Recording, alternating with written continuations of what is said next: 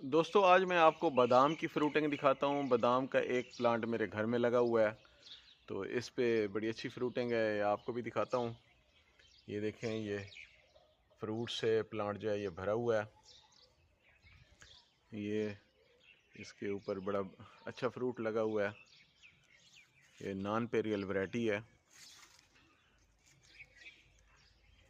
Almond को, बादाम को हम यहाँ पे पंजाब में कमर्शियली रिकमेंड नहीं करते।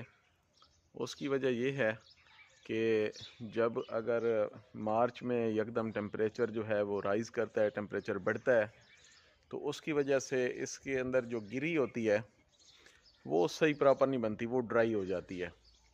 तो इसलिए इसको कमर्शियली हम रिकमेंड नहीं करते। लेकिन आप घरों में 2-4 पौधे इसके अगर लगाना चाहें तो इसके पौधे लगाए जा सकते हैं। पिछले साल भी बड़ी अच्छी इसकी प्रोडक्शन थी, बहुत अच्छा फ्रूट उतरा था।